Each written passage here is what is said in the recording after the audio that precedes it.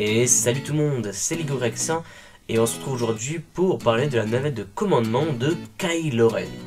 Alors nous ne savons pas grand chose sur cette navette, bien que on sait très bien que c'est la navette personnelle de Kylo Ren. Kylo Ren, nous le rappelons, qui est le nouveau personnage dans Star Wars épisode 7, le réveil de la force, le nouveau méchant de cette trilogie. On peut le rentrer dans la catégorie des Sith, bien qu'il détient le titre de chevalier de Ren.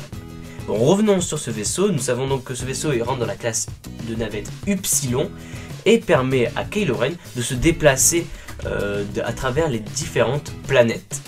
Lego nous fournit donc cette année le set de référence 75104, le Kylo Ren Commandant Shuttle.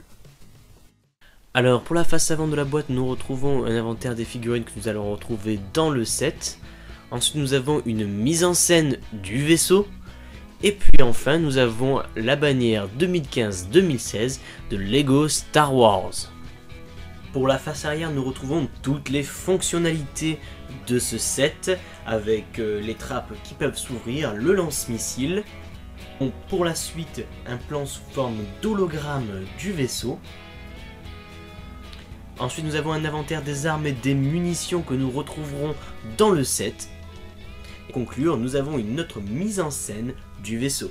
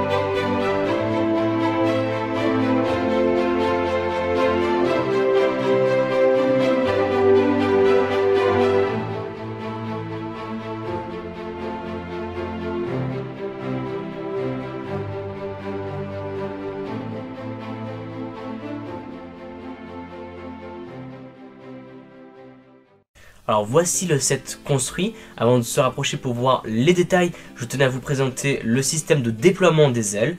Donc avec une petite languette à l'arrière, on déploie les ailes parfaitement. Voilà. Et on peut les rabattre également. Rapprochons-nous maintenant pour voir tous les petits détails. Alors déjà on peut constater que le vaisseau est déjà assez imposant, bien que j'ai l'impression qu'il ne soit pas trop à l'échelle des figurines. Mais bon, pour faire un vaisseau à l'échelle des figurines, il aurait fallu vraiment beaucoup plus de pièces. Et beaucoup plus de pièces veut dire un set beaucoup plus cher. Donc on va décaler les figurines sur le côté, comme ceci. Commençons par les détails. Nous avons les fameux lance-missiles qui se trouvent sur le côté. On exerce une pression et ça part. Nous avons le même de l'autre côté. Voilà. Ensuite nous avons une trappe qui s'ouvre ici afin de pouvoir mettre les figurines à l'intérieur du vaisseau. Et nous avons également l'autre trappe derrière pour mettre d'autres figurines. Nous avons pour la suite la porte qui est censée ressembler à l'entrée du vaisseau. Je dis bien censé, car une figurine ne passe pas en dessous de ce vaisseau. Ce qui confirme donc l'idée que le vaisseau n'est pas à l'échelle Lego.